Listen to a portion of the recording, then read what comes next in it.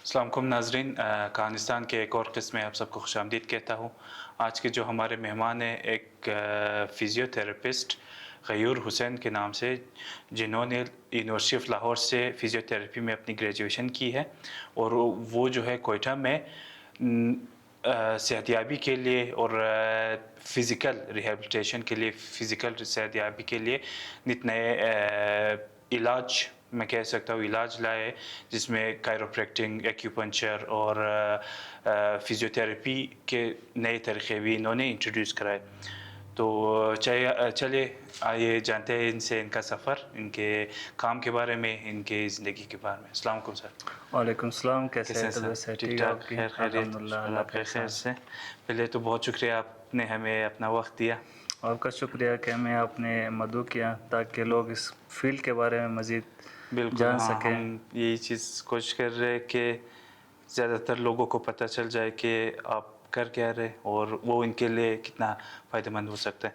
तो ग़यूर भाई, मेरा पहला सवाल ये है कि आपको कब लगा कि आपको फ़िज़ियोथेरेपी या फ़िज़िकल रिहैबिलिटेशन की स्टडी की तरफ आना है? और एक तो ये चीज़, और अगर कोई यंग जनरेशन, कोई नया, कोई नौजवान जो है इसकी तरफ आना चाहे या पढ़ना चाहे या परस्यू करना चाहे, तो उसे क्या, कहाँ से सीखना चाहिए, क्या? अच्छा जी, मेरा ताल्लुक़ सिर्फ फ़िज़ियोथेरेपी से नहीं है, अच्छा, मैं स्पोर्ट्समैन भी रहा हूँ, सही। फ्री सोलो रॉक क्लाइंबिंग करता रहा हूँ जनाब मोहतरम इमरान अली के साथ, ओह माशाल्लाह, जो हाँ। काफ़ी एक बेस्ट प्लेयर थे, एक बेस्ट एथलीट थे, एक बेस्ट स्पोर्ट्समैन थे। अल्लाह उनकी मग़फ़िरत तो उनके करे। साथ काफ़ी टाइम मैंने फ्री सोलो रॉक क्लाइंबिंग पर रुझान रखा। उसके अलावा kick boxing, gymnastics, swimming, athletics, rugby वगैरह में मेरा रुझान ज़्यादा रहा है। ज़बरदस्त। और मेरी पढ़ाई भी स्पोर्ट्स स्कॉलरशिप के ऊपर हुई है। सही, सही। तो मैं बैठा हुआ था, मुझे यूएमटी से कॉल आई, बल्कि यूएमटी से भी नहीं, जनरल एक कोच ने कॉल किया था कि आप हमारी तरफ से खेलें, हम आपको स्कॉलरशिप देंगे, 50,000 देंगे और स्टाइपेंड, एयरफेयर और साथ में जो है आपकी रिहाइश भी हमारे ऊपर होगी, एजुकेशन भी फ्री होगा। तो मैंने ओके दिया उनको। तो बाद में उसके लिए मैंने तैयारी की, जब वहाँ पे गया तो फेडरेशन के बहुत मसले मसाइल होते हैं। पहले उन्होंने मुझे कहा कि आप यूसीपी की तरफ से खेलें, फिर उन्होंने जो किट दिया मुझे सुपीरियर यूनिवर्सिटी की तरफ से दिया और खेला मैं university of management and technology की तरफ से। यूएमटी की तरफ से। और काफ़ी तशवीश में रखा, कन्फ्यूजन में रखा कि आपने ये वाला कंपटीशन खेलना है, फिर ये वाला खेलना है, फिर ये वाला खेलना है। फिर भी बाकी लड़के तैयारी, बल्कि वो आखिरी दिन में सब रेस्ट करते होते हैं, मैं तैयारी कर रहा था ताकि कोई गलती नहीं हो। फिर भी आई गॉट सेकंड पोजीशन। फिर उसके बाद यूनिवर्सिटी ऑफ लाहौर ने मुझे कॉल की और वहाँ पे मुझे बुलाया गया। उन्होंने भी सेम चीज़ें मुझे देने का प्रॉमिस किया कि आपको स्कॉलरशिप, एयरफेयर, साथ में स्टाइपेंड वगैरह देंगे। सही, तो वहाँ पर चूँकि मेरा ताल्लुक़ स्पोर्ट्स से ऑलरेडी था, तो मुझे ये लगा कि फ़िज़ियोथेरेपी एक ऐसा शोबा है जो हमारे इलाके में नहीं है। बिल्कुल, तब इतना रुझान नहीं हुआ करता बिल्कुल। था। और टेक्नीशियंस होते थे, काम करते थे। टेक्नीशियंस का ये था कि ओवरऑल उनकी नॉलेज उस लेवल पर नहीं है जिस तरह एक डॉक्टर लेवल की है। हमारी डिग्री जो है डॉक्टर ऑफ फिज़िकल थेरेपी कहलाती है। और हम एनाटॉमी वगैरह भी पढ़ते हैं, फिजियोलॉजी वगैरह भी पढ़ते हैं, काइनेसियोलॉजी, एर्गोनॉमिक्स, बायोमैकेनिक्स वगैरह पढ़ते हैं। तो हमें हर एक चीज़ की पहचान होती है, नॉलेज होती है, तो उसके मुताबिक हमने ट्रीटमेंट करना होता है। सही। और आपका दूसरा सवाल नौजवानों के लिए, बिल्कुल मैं उन्हें कहूँगा कि जाएं, पढ़ें, इस नॉलेज को मज़ीद सिक्योर करें और इसके रुझानात के बारे में पढ़ें और मज़ीद एजुकेशन इस फील्ड में लें ताकि इस फील्ड को मज़ीद बहुत बेहतर बना सके, इसमें रिसर्च कर सके। और ये जो एक ऐसा फील्ड है जो जिसके ऊपर लोगों का इतना रुझान नहीं है, अवेयरनेस नहीं है, लोगों में अवेयरनेस लाएँ, दवाइयों से दूर रहें बिल्कुल। और जनरल एक्सरसाइज के थ्रू अपनी ट्रीटमेंट करें और फिटनेस लेवल अपनी बहाल रखें, ताकि लाइफस्टाइल उनका बेहतर हो बग़ैर दवाइयों के। सही। मैं इसी सवाल में थोड़ा डीप जाना चाहूँगा गयूर भाई कि ये जो आपने जितने अल्फाज को बयान किया, जो इंग्लिश के लफ्ज़ थे ना, वो हम जैसे लोगों को शायद पता ना हो ना, तो वो अगर आप थोड़ा बहुत समझा सके कि। बायोमैकेनिक्स ऐसा होता है कि आप अगर कोई मूवमेंट करते हैं उसमें साइंस क्या है, सही।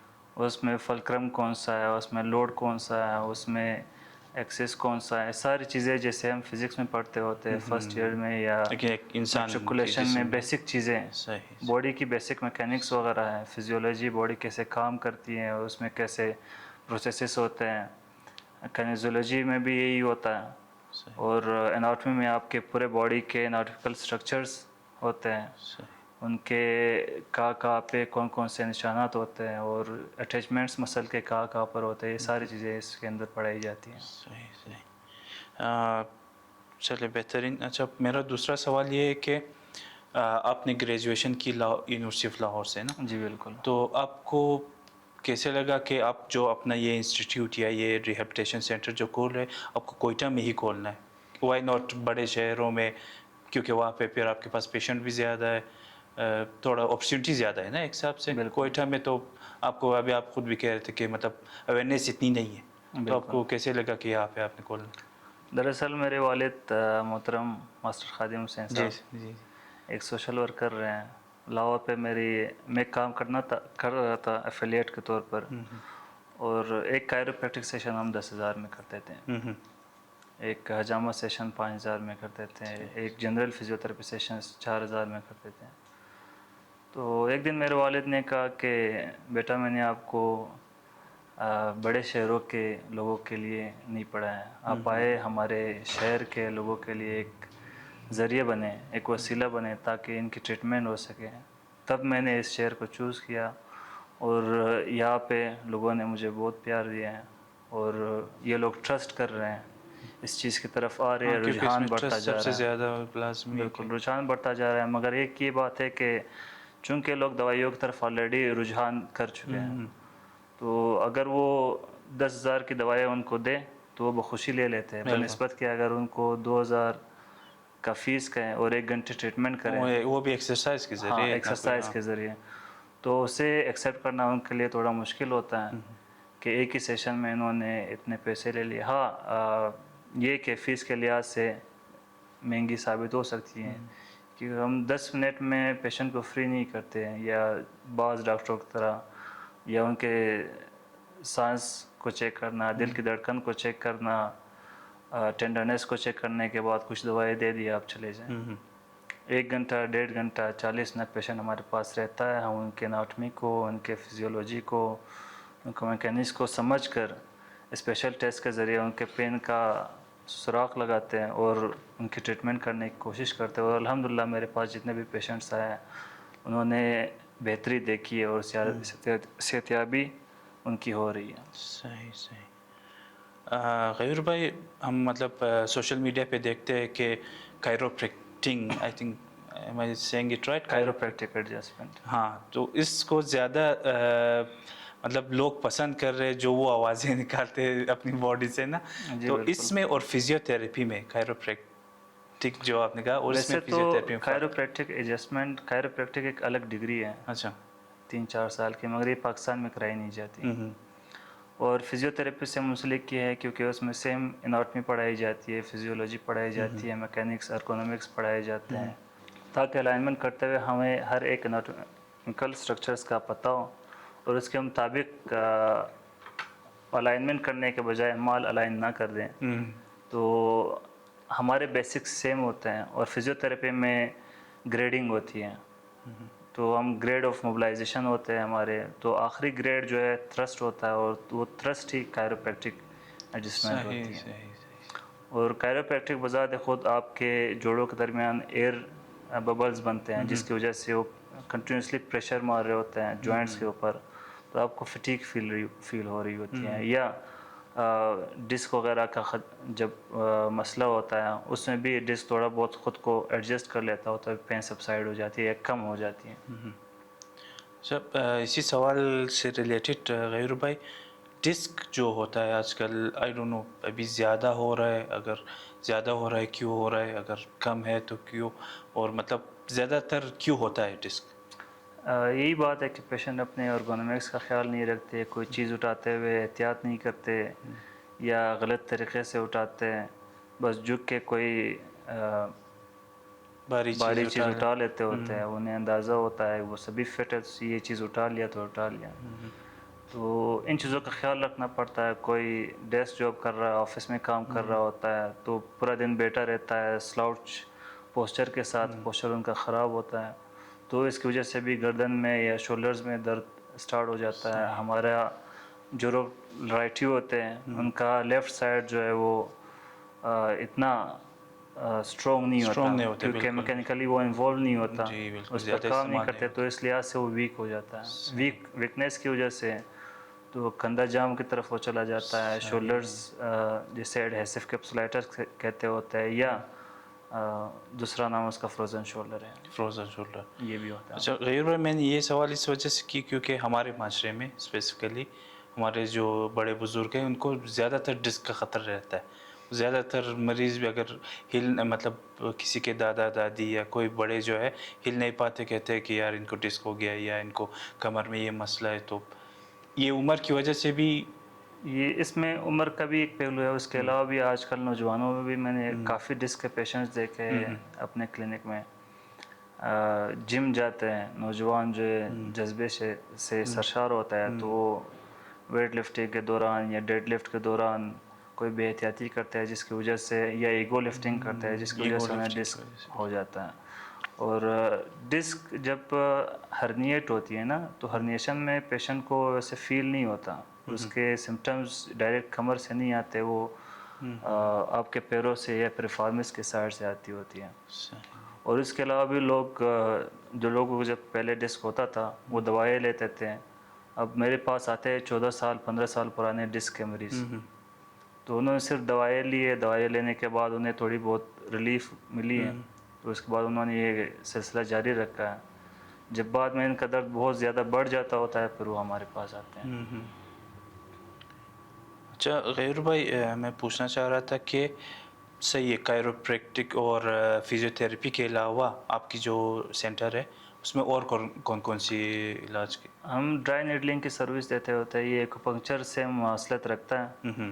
اس میں ڈیپ مسلز میں الیکٹرو تھیراپی کی جاتی ہے نیڈلز کے تھرو. ہم اناٹومیکل سٹرکچرز کا خیال رکھتے ہوئے نیڈلز انسرٹ کرتے ہیں. نیڈل انسرٹ کرنے کے بعد لازمی بات ہے جسم کے اندر مائنر لیول پر، مائکرو لیول پر پنکچر بھی ہوتا ہے، اور جہاں پہ جسم میں پنکچر ہو لازمی بات ہے وہاں پہ سویلنگ بھی ہوتی ہے. مگر یہ کہ پین ریلیف ہو جاتا ہے. میرے پاس اکثر ایسے پیشنٹ آئے ہیں جو کروٹ بھی نہیں لے سکتے ہوتے تھے. ڈرائی نیڈلنگ کے بعد وہ کروٹ لیتے ہیں، اٹھتے ہیں، بیٹھتے ہیں. ایسے بھی پیشنٹ آتے ہوتے ہیں جو جب میرے پاس آتے ہیں تو لنگڑا کے چل رہے ہوتے ہیں، یا کھڑے نہیں ہو سکتے یا بیٹھ نہیں سکتے. اور ایک ہی سیشن کے بعد جیسے یا کائروپریکٹک ہوتی ہے، نیڈلنگ ہوتی ہے، اور ہر ایک فیسلٹی ہر ایک پیشنٹ کے لیے کام نہیں کرتا. یہ ٹرائل اینڈ ایرر کا طریقہ ہے. اگر وہ نیڈلنگ کے ذریعے بہتر ہوتا ہے تو ٹھیک، ورنہ ہمارے پاس دوسرا طریقہ بھی ہے کائروپریکٹک کا. اور کائروپریکٹک جو ہے میں نوجوانوں کی کرتا ہوں، بڑے عمر کے لوگوں کی نہیں کرتا، کیونکہ ان میں اکثر وٹامن ڈی کی ڈیفیشنسی بھی ہوتی ہے، بونز ان کے بریٹل ہوتے ہیں، اور ایک کھانسنے سے بھی ان کے جسم میں فریکچر ہو سکتا ہے. تو اس پہ زور آزمائش نہیں کر ہاں، سکتے. اور کائروپریکٹک میں زور آزمائشی بالکل نہیں کرتا. بایو میکینکس کے رولز کے مطابق میں چلتا ہوں. اگر ہوتا ہے تو ٹھیک، نہیں ہوتا تو دوسرا طریقہ یوز کرتا ہوں. اگر نہیں ہوتا تو میں اسے معذرت کرتا ہوں. اور ایکیوپنچر، اس کے علاوہ اور کون کون سی؟ اس کے علاوہ ہم حجامہ بھی کرتے ہیں. حجامہ میں فائر حجامہ، آئس حجامہ اور بلڈ حجامہ کرتے ہیں. ڈرائی کپنگ بھی کرتے ہیں. ان میں ڈفرینس اگر تھوڑا بتا دیں سر. فائر حجامہ میں یہ ہوتا ہے کہ آپ کی سرکولیشن بہتر ہوتی ہے. صحیح. اور بلڈ حجامہ میں بھی سیم ہے. آئس حجامہ میں سویلنگ وغیرہ سبسائڈ ہو جاتی ہے. اکثر ہماری پین سویلنگ کی وجہ سے ہوتی ہے. ہمارے جسم میں کوئی کھچاؤ پڑتا ہے یا چک کہتے ہوتے ہیں، چک پڑ جاتی ہوتی ہیں تو مسل کھچ جاتا ہوتا ہے. اور اس کے بعد آئسنگ لازمی. ہماری طرف یہ ہوتا ہے کہ کوئی بھی انجری ہو، ایکیوٹ انجری ہو، ایکیوٹ سے مراد جو ابھی ہوئی ہو، سے 1 گھنٹے 2 گھنٹے کے دوران، 1 دن کے اندر یا 1.5 دن کے اندر، وہ ایکیوٹ کہلاتی ہے. تو اس میں ہماری طرف یہ کیا جاتا ہے کہ گرم پانی کے اندر نمک ڈال کے اسے ٹکور دینا. حالانکہ جب ایک چیز کی سویلنگ ہوتی ہے ہمیں آئسنگ کرنی چاہیے تاکہ سویلنگ کم سے کم ہو اور درد بھی کم سے کم ہو. تو ہمیں یہ گرم ٹکور کی طرف رجحان کم کرنا چاہیے. یہ سے جو نارمس چلے آ رہے ہیں بہت ٹائم سے چلے دور تک ہمارے پاس نالج کا فقدان تھا. ابھی ہمارے لوگ پڑھے لکھے اور الحمدللہ وہ جانتے ہیں کہ انہوں نے کیا کرنا ہوتا ہے. صحیح. غیر بھائی پوچھنا تھا کہ یہ جو فزیو تھراپی ہے کیونکہ آپ کی اسپیشلٹی اسی میں ہے نا, جی بالکل. تو فزیو تھراپی باقی ورزشوں سے کیسے مختلف ہے؟ یا اگر نارمل کوئی اولڈ جو ہے آپ کے پاس آتا ہے کوئی بزرگ کہتے ہیں کہ فزیو تھراپی ان کو چاہیے, اگر وہ نارمل کوئی اور ورزش کر لے اس میں کیا ڈفرینس اور فزیو تھراپی میں اچھا کیا؟ جی, میں یہ بیان کرنا چاہوں گا, مجھے ایکسپلین آپ کو کروں گا کہ فار ایگزامپل یہ میرے ہاتھ ہیں, میں ایسے گھماتا ہوں ایسے گھماتا ہوں ایسے بند کرتا ہوں یا کھولتا ہوں یا اوپر کرتا ہوں نیچے کرتا ہوں, یہ عام آدمی بھی کر سکتا ہے. یہ موومنٹ وہ جنرلی ڈیلی بھی کرتا ہے, وہ کلبز میں بھی سیکھتا ہے. ہم میں اور ایک عام آدمی میں کیا فرق ہے؟ اس میں کتنے مسلز انوالوڈ ہیں, کتنے نروز انوالوڈ ہیں, کون سا نرو کس مسل کو ٹریگر کرتا ہوتا ہے, اور اس کی اوریجنیشن کہاں پر ہے, انسرشن کہاں پر ہے, اور اس کے فنکشنز کون سے ہیں. اگر باڈی کے ایج کے پر پین ہے تو کون سا مسل انوالوڈ ہے, دوسرے جگہ پر پین ہے کون سا مسل انوالوڈ ہے یا نرو انوالوڈ ہے. تو اس کے مطابق ہم لوگ ورزشیں دیتے ہوتے ہیں, اور اسی وجہ سے ہمارے ہاں جو پیشنٹ آتے ہیں انہیں فرق پڑتا ہوتا ہے, وہ صحت یاب ہوتے ہیں. صحیح.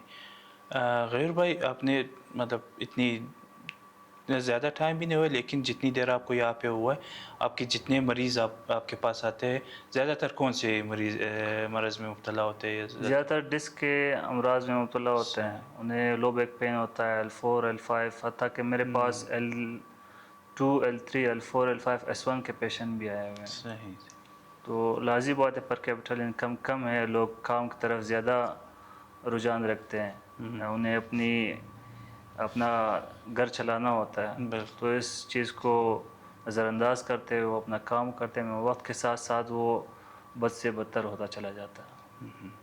اور اس کے علاوہ بھی ہمارے جو ڈاکٹرز حضرات ہیں دوسرے آپریشن کی طرف زیادہ کہتے ہوتے ہیں. آپریشن کے بعد پیشنٹ کو مینیج کرنا تھوڑا مشکل ہوتا ہے. کچھ پیشنٹس ایسے ہوتے ہیں ACL انجری کے بعد وہ یہ بھی چاہتے ہیں کہ جلد از جلد واپس گراؤنڈ میں قدم رکھیں, مگر وہ یہ بھی نہیں چاہتے کہ اگر ان کا کنٹریکچر ٹوٹ رہا ہے, کنٹریکچر یہ ہوتا ہے کہ آپریشن کے بعد پوسٹ آپ کے بعد وہ پیر یا پورا کھول نہیں سکتے یا بند نہیں کر سکتے, ٹینڈنس جو ہے وہ کافی ٹائٹ ہوتا ہے, ان کی الاسٹیسٹی اتنی نہیں ہوتی, اسے دوبارہ بروئی کار لانے کے لیے ایکسرسائز چاہیے ہوتا ہے, لوڈنگ چاہیے ہوتی ہے. لوڈنگ کے بعد پین ایک مرحلہ ہوتا ہے اس کا. صحیح.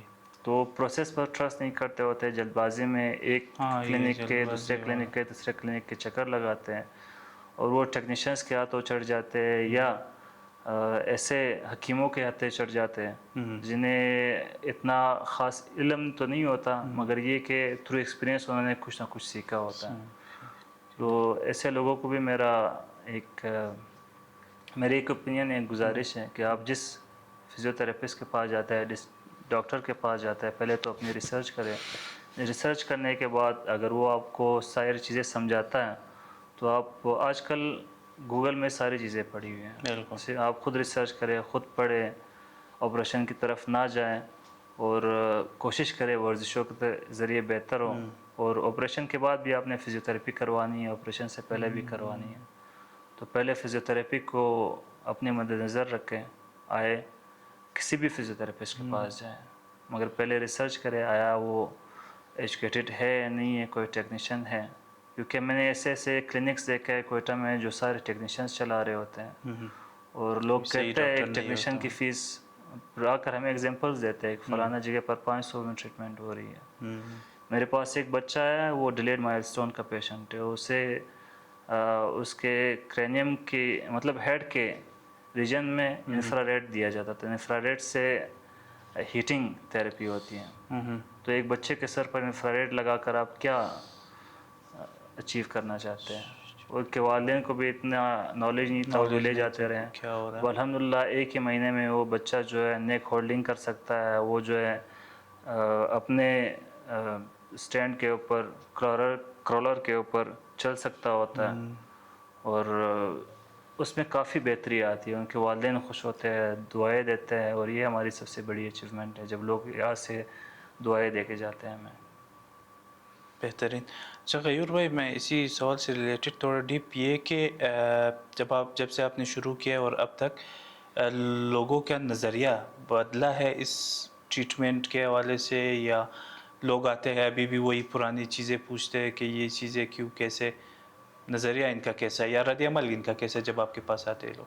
पहले तो मैं ये बात करना चाहूँगा कि पहाड़ी इलाके के लोगों के लिए उनके विटामिन डी की डेफिशिएंसी होती है, मल्टी विटामिन्स की डेफिशिएंसी होती है, तो वो कोशिश किया करें, टेस्ट किया करें, मल्टी विटामिन्स लिया करें।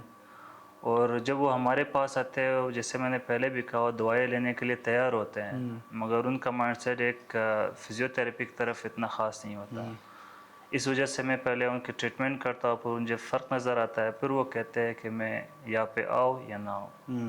हत्ता कि मेरे पास ऐसे भी पेशेंट्स आए जो आए, अपनी थेरेपी करवाते हैं, फिर कहते हैं कि मुझे लगा शायद ये अभी भी खुला है, फ्री में थेरेपी करेंगे, ये घंटा घंटा बिठा कर हमें फ्री में एजुकेट करेंगे। ऐसे भी पेशेंट्स आए हैं जो कहते हैं आपकी फ़ीस ज़्यादा है, और मैं अपने सारे पेशेंट्स को कहता होता हूँ अगर मेरी फ़ीस ज़्यादा है तो आप नहीं दे सकते हैं, फिर आप अल्लाह ताला को हाजिर नाजिर जाने, अपने आप को हाजिर नाजिर जाने, हाथ अपना अपनी गिरेबान की तरफ रखें, फिर आप मुझे 1 रुपये के, मैं 1 रुपये में ट्रीटमेंट करूँगा।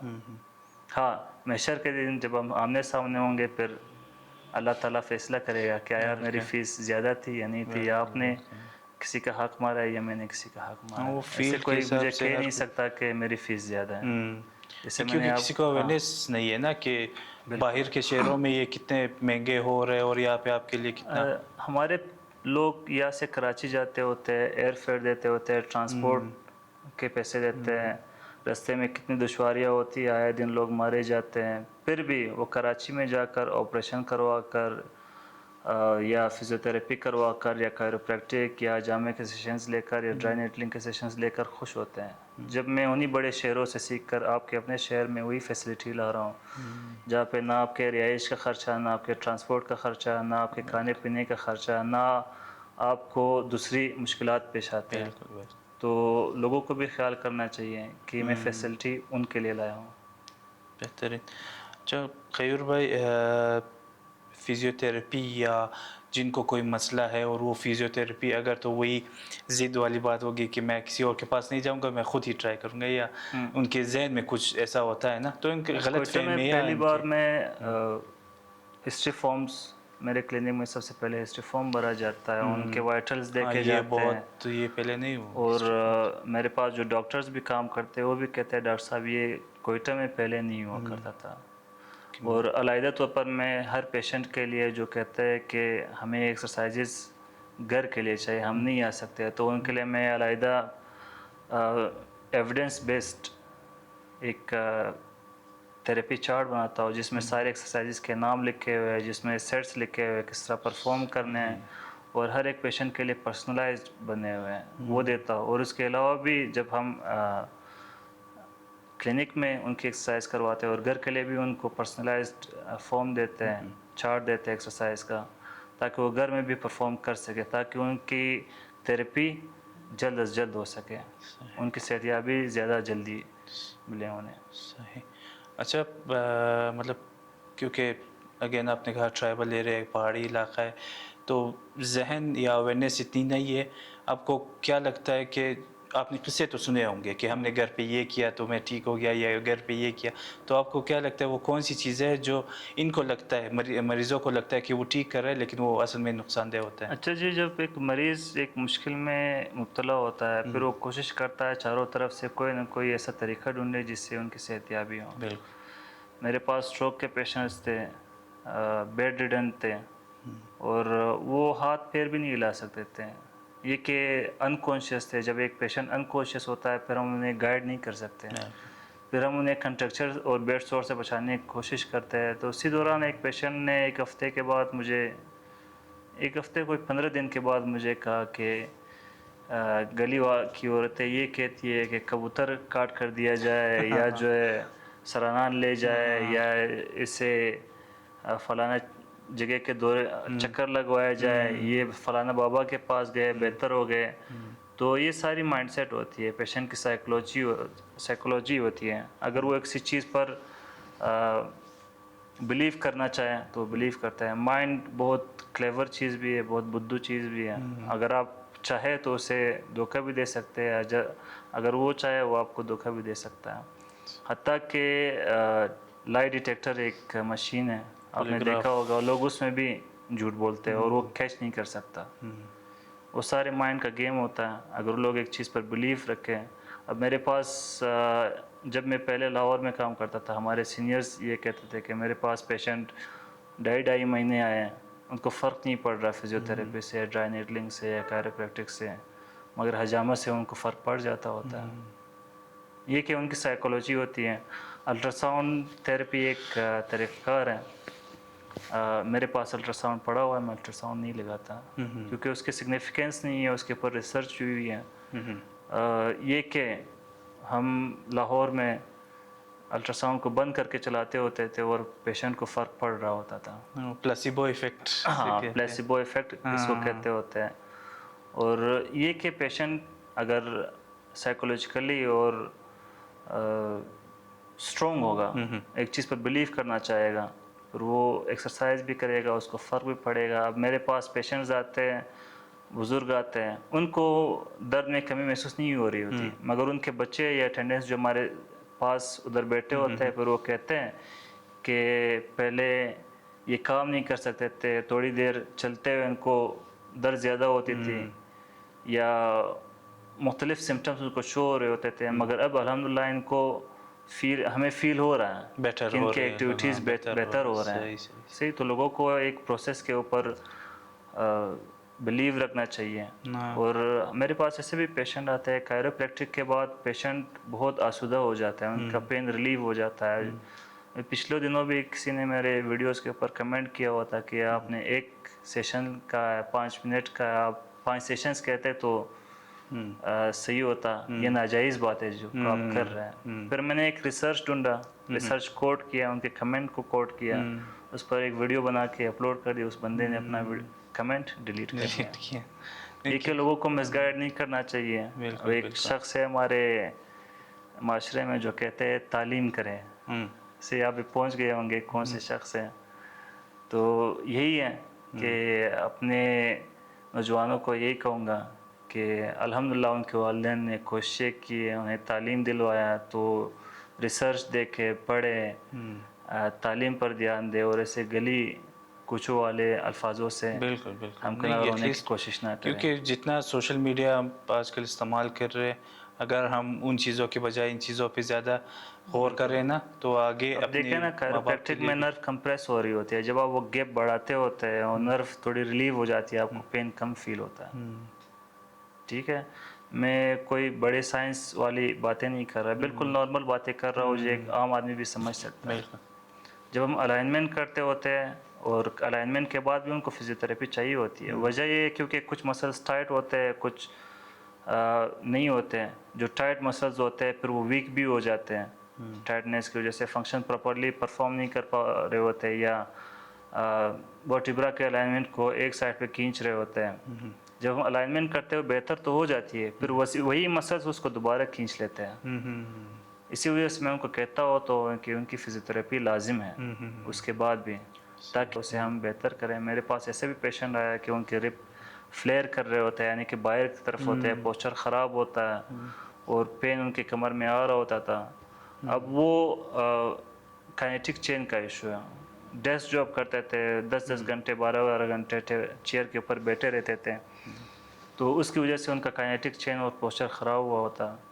अब लोगों को एक एजुकेशनल ओपिनियन भी मैं देना चाहता हूँ कि वो देखें, अगर उनके कान और शोल्डर एक लेवल के ऊपर है और शोल्डर और हिप एक लेवल के ऊपर है तो वो उनका पोस्चर सही है, अगर नहीं है तो उसके ऊपर वो काम करें। सही। अगर वो एक जगह पर बैठते होते हैं, चेयर के ऊपर काम कर रहे होते हैं, तो 15-20 मिनट के बाद, आधे घंटे के बाद जनरल स्ट्रेचिंग किया करें, या सर को स्ट्रेच किया करें, नेक मसल्स को या बैक मसल्स को, ये जनरली स्ट्रेच किया करें। हाँ, अपने मेरा अगला सारे सवाल muscles भी को। गैर भाई इसी पे है ना कि वो बंदे जो डेस्क जॉब, जैसे हम खुद मतलब यहाँ पे जो काम कर रहे होते हैं, ज़्यादातर एडिटिंग का काम होता है, कंप्यूटर पे कंट्रोल बैठना होता है ना, तो वो अगर थोड़ा डिटेल में बताए कि क्या मतलब अपनी सेहतयाबी के लिए क्या शुरू कर सकते हैं। एक तो मेरे पास पेशेंट्स आते हैं जो कोक्सीडियम होता है, उनको लास्ट सेक्रम जो होता है, सेक्रम में हिप एरिया में लास्ट बोन जो होती है, सही। तो वो अंदर दस जाती होती है, जिसकी वजह से पेन को स्टार्ट होता है। ये क्या वजह होती है कि वो चेयर पर, प्लास्टिक के चेयर्स पर या हार्ड सर्फेसिस पर घंटों घंटों बैठे रहते हैं। बिल्कुल। तो ऐसे लोगों को मेरा एक ओपिनियन है, या उनको मैं एक एडवाइस देना चाहूँगा कि वो जब बैठते होते हैं आधे घंटे से ज़्यादा ना बैठे, फिर उठ के स्ट्रेचिंग करें, थोड़ी वॉक कर लें। उनसे उनका लाइफस्टाइल बेहतर हो सकता है और इन दर्द से दूर रह सकते हैं। क्योंकि ऑनेस्टली स्पीकिंग हम खुद यहाँ पे जो एडिटिंग का काम या दूसरे जो अपने काम कर रहे होते हैं, क्योंकि डेस्क जॉब अभी ज़्यादा हुए हैं, बिल्कुल ज़्यादा हुआ है। कॉर्पोरेट लाइफ बनी है, उसमें जो है बंदे 8-8 घंटे एक ही जगह पे बैठ के काम कर रहे होते हैं ना, तो और यही से ही मुझे लगता है कि ये जो दर्द और चीज़ें ना सारे मसले यही से शुरू होते हैं ना। पहले तो हमारे घरों की ख़वातीन ये होता है कि सारे सुपरमैन बने होते हैं, उन्होंने खालिनें भी धोनी होती हैं। हाँ बिल्कुल। उन्होंने ख़ासकर हमारे जो माएँ बहनें जो पहाड़ के दामन में या पहाड़ के दरमियान में उनका घर है, तो वो भारी चीज़ें उठाती होती हैं, उनका लाइफस्टाइल मुश्किल है, बिल्कुल। मगर फिर भी वो एक तोरो एडवाइस आकर फ्री में एडवाइस लें। मैं नहीं कहता, मेरे पास तकरीबन अभी 15 पेशेंट्स ऐसे हैं जो फ्री में ट्रीटमेंट कर रहे हैं, वो कहते हैं नहीं दे सकते होते। हम एक दिन मेरे पास ऐसा भी पेशेंट आया जो कह रहा था कि मैं आपको 100 रुपये भी नहीं दे सकता, और उसकी बेटी डेली मेरे सामने 50 रुपये के कुरकुरे खाती है और उनकी ट्रीटमेंट मैं फ्री करता हूँ। मगर ये कि मेरा अल्लाह ताला पर भरोसा है, वो हम मुझे दे रहे हैं, ठीक है। इंशाल्लाह और अगर मैं लोगों के लिए कर रहा हूँ वो मुझे दे भी रहे हैं, और मैं इस अपने फील्ड से बहुत खुश हूँ। और जब वो दुआएं देते हैं बहुत सुकून आता है, मुझे अच्छी नींद आती है पूरे दिन की। थेरेपी करवा कर ये भी मैं भी थक जाता हूँ, ये कि मुझे नींद भी आती है, ना कोई एग्जाइटी ना कोई शोर। ये कि लोगों को यही एडवाइस है, कोशिश करें अपने लाइफस्टाइल को बेहतर बनाएं। माएँ बहनें जो जिनकी एज ज़्यादा हुई है, तो ये कि सख्त चप्पलें ना पहना करें, सख्त जगहों पर बैठा ना करें, कालीनों के ऊपर ना बैठा करें, तो नरम गद्दे लिया करें अपने लिए, और थोड़ी बहुत स्ट्रेचिंग किया करें, डीप ब्रीथिंग किया करें। और अल्हम्दुलिल्लाह हमारे दो साइड पे वॉक वगैरह ज़्यादा करते हैं, मैं देखता होता हूँ, काफ़ी खुश भी होता हूँ। बाकी लोग भी कोयटा के अवाम यही कहते हैं। इनका रुझान बेहतर है और इनको मज़ीद बेहतरी चाहिए। सही। अच्छा, एक मरीज़ को कब लगना चाहिए या उसे कब पता होना चाहिए कि अभी गोली या आराम से काम नहीं चलेगा, मुझे किसी स्पेशलिस्ट के पास जाना होगा? सबसे पहले तो एक रेफरल सिस्टम होता है, मेडिकल एथिक्स होता है। अगर मेरे पास कोई पेशेंट होता है जो आता है जिसके सिस्टमिक इश्यूज़ होते हैं, सिस्टमिक इश्यूज़ को मैं डील नहीं करता होता, मैं उनको सिस्टमिक इश्यूज़ यानी कि उनको गुर्दे का मसला, उनके दिल का मसला, अब दिल के मसले में भी उनको दर्द होता है। अब ये तो नहीं है कि मैं उनके दिल का इलाज शुरू कर दूँ, उसको इसकी एंजियोग्राफी करूँ। उसके अलावा भी अब गुर्दे का दर्द है, वो कमर की तरफ जा रहा होता है। अब कमर का दर्द, मैं कमर के दर्द के बारे में आपको बताता हूँ।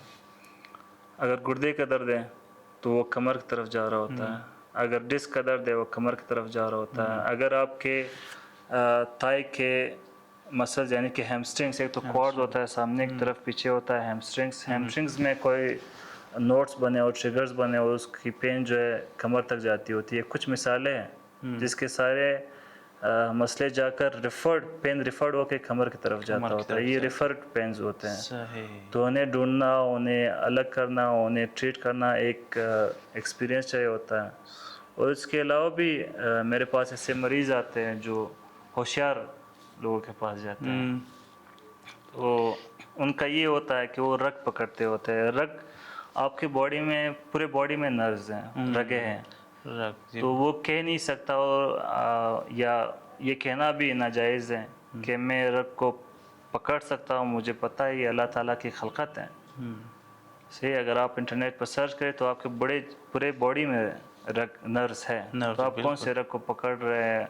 दरअसल वो भी ट्रिगर्स निकाल रहे होते हैं। हमारे इस्लाम में उसे ट्रिगर्स कहते हैं, नोट्स कहते हैं, ट्रिगर पॉइंट्स कहते हैं। हम वो रिलीज़ करते हैं तो बेहतरी हो जाती है। रिलीज़ करने के बाद स्वेलिंग होती है, आइसिंग करते हैं, बेहतर हो जाता है। Swelling, just to be sure, swelling और इन्फ्लेमेटरी दोनों ये सेम दोनों है एक या चीज़ है। एक चीज़ है? जब बॉडी के किसी हिस्से में कोई भी इंजरी हो, स्वेलिंग जो है या इन्फ्लेमेशन जो है, वो एक प्रोटेक्टिव मैकेनिज़्म है सही सही जो आपको मज़ीद इंजरी से बचाता है। सही। जब इन्फ्लेमेशन होती है या स्वेलिंग होती है तो आपके नर्व्स कंप्रेस होते हैं, मैकेनिकल स्ट्रक्चर्स जो है अफेक्ट होते हैं, उसकी वजह से आपको पेन ज़ोर शोर से फील हो रहा होता है। और पेन जो है एक मैकेनिज़्म है जिसकी वजह से माइंड आपको बताता है कि आपकी बॉडी के इस रीजन में कोई मसला मसला है। है, बिल्कुल। सही। उसके अलावा भी अक्सर मरीज़ मेरे पास आते हैं, कहते हैं कि मेरे घुटनों में क्रैकिंग साउंड्स आते हैं। ठीक वो है, ज़्यादातर नौजवान में आजकल है। हाँ, मैं खुद क्रैकिंग साउंड्स नॉर्मल होते हैं। अगर क्रैकिंग के साथ जब तक स्वेलिंग ना हो, पेन ना हो, सही सही तब तक आपने घबराना नहीं है। अब छोटा बच्चा होता है, उसके भी नी के ऊपर अगर हाथ रख कर उसके पैर की मूवमेंट करवाएं तो साउंड्स वो भी निकालता होता सही सही। है। So it's normal. एक यही क्रैकिंग और कट कट की आवाज़ से हम जब छोटे थे, जब हाथ को ऐसे करते थे ना, तो अम्मी अब्बू कहते थे कि ये मत करो, इससे बोन नाजुक हो जाता है, आई डोंट नो, कि कमज़ोर हो जाता है। तो नहीं, इसमें वो कितनी दरअसल मैंने आपको कहा ना कि जॉइंट्स के दरमियान एयर एयर बबल्स बबल्स जी बनते होते हैं। जब आप रिलीज़ करते हैं तो आपको रिलीफ फील होता है, क्योंकि उस एयर बबल की मौजूदगी में आपको टेंशन फील हो रहा होता है और कंटिन्यूसली प्रेशर चारों तरफ लगा रहा होता है, जैसे कि गैस सिलेंडर के अंदर एयर बबल्स या गैस के पार्टिकल्स फोर्स लगा तो रहे एक होते हैं। मिथ है कि मतलब वो उसको खटकाने से बोन कमज़ोर हो जाते हैं या कुछ ये भी है, मिथ है। बिल्कुल। चले। अच्छा गयूर भाई, एक और मेरा सवाल था कि आपने बाकी शहरों में भी अपने थोड़ा बहुत एफिलिएशन में काम की और वहाँ भी देखा, और यहाँ पे और वहाँ पे, इन दोनों मतलब इस शहर में और उन शहरों में क्या कमी देखी, यहाँ पे क्या फ़र्क देखा, वो ज़रा अगर बता दें आप। कमी कोई नहीं है। जो कमी है वो लैक ऑफ अवेयरनेस है। अब मेरे पास जो पेशेंट्स आए हैं वो दूसरे ममालिक से भी, जब उनका चक्कर लगता है अपने घरों में, हमारे इलाके में जो होते हैं, वो आकर हमारा चक्कर लगाते हैं कि पहले कायरोप्रैक्टिक यहाँ पे नहीं होता था, हम ये करना चाहते हैं, शौक़ से करते हैं। कुछ लोगों को बीमारियाँ होती है, दर्द से इम्कनार होते हैं जो करते हैं। कुछ लोग जो है जनरल बॉडी स्टिफनेस निकालने के लिए करते होते हैं। तो कायरोप्रैक्टिक एडजस्टमेंट एक फैसिलिटी है, हर कोई कर सकता है। ये कि किसी नौसिखिए के हाथों से नहीं करना है, इससे वेनस डेसिकेशन हो सकती है, इंसान को फालिज भी हो सकता है। हमारी नॉलेज बहुत ही एडवांस्ड है हमारे बॉडी के लिहाज से। हम उस हर एक चीज़ को जानते हुए ये मूवमेंट्स करवाते होते हैं। किसी नाई से ना करवाए, किसी हकीम से ना करवाए, किसी ऐसे बंदे से ना करवाए जिसकी कोई ऑथेंटिकेशन नहीं है। और इसके अलावा भी मैं जनरली जो मेरा सेटअप है वहाँ पे ज़्यादा मशीनें नहीं हैं। लोग मशीनों की तरफ रुझान उनका ज़्यादा होता है। अगर मशीनों से ही काम लेना है तो why I am a physiotherapist, बिल्कुल बिल्कुल तो मुझे अपना नाम मशीन थेरेपिस्ट रखना चाहिए। बिल्कुल।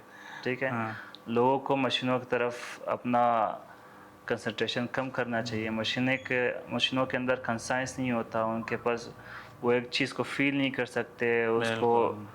और कंटेम्पलेट ह्यूमन नहीं कर इमोशन सकते। या दर्द हाँ, फील करने का वो दर्द चीज़ें नहीं फील नहीं होती। कर सकते, वो बता नहीं सकते। हाँ, ये कि वो पिन पॉइंट कर देते होते हैं। ये कि ट्रीटमेंट इंसान को ही करना होता है। और इसके अलावा भी मैंने अपने क्लिनिक में बाकायदा तौर पर क्यूबिकल्स बनाए हुए हैं जहाँ पर पेशेंट की सेफ्टी, प्राइवेसी सब कुछ है और एक घर वाला माहौल है। पेशेंट हमारे पास आते हैं, वो घंटा घंटा भी बैठ कर बातें करते हैं, अपने बीमारियों के बारे में पूछते हैं और मैं उन्हें एजुकेट करता हूँ, ये उनका हक़ है। हत्ता कि मैं उनको ये भी कहता हूँ किसी और डॉक्टर के पास जाता है या वो फ़ीस देते हैं या वो सरकारी अस्पताल में जाते हैं, تو یہ کہ بدتمیزی کرنے کا حق کسی کو نہیں ہے. بالکل. باقی وہ بے شک ڈاکٹر سے پوچھے. ڈاکٹرز اچھے بھی ہوتے ہیں برے بھی ہوتے ہیں. مجھے خود یاد ہے کہ میری عمر اتنی نہیں ہوتی تھی, ڈاکٹر سے میں پوچھتا ہوتا تھا کہ یہ کیا مسئلہ ہے مجھے, تو ڈاکٹر صاحب غصہ کر جاتے تھے کہ جیسے کہ ان کا مائنڈ سیٹ ہے میں اس کو کیوں بتاؤں, میرے پاس اتنا ٹائم نہیں ہے, آپ کو سمجھ میں نہیں آئے گا, یہ ان کا مائنڈ سیٹ ہوتا ہے. اب الحمدللہ سارے لوگ پڑھے لکھے ہیں, وہ جانتے ہیں کہ ان کو کیا کرنا ہے, اور ٹرسٹ کرنا مشکل ہے. آپ بے شک ڈاکٹر سے پوچھیں, انہیں آپ کا حق ہے پوچھنا اور ان کا کام ہے بتانا, تاکہ سرکاری اسپتالوں میں یہ کہ لڑائیاں زیادہ ہوتی ہے, ڈاکٹر چاہے 19 گریڈ کے ہو 20 گریڈ کے ہو ہے ملازم. بالکل.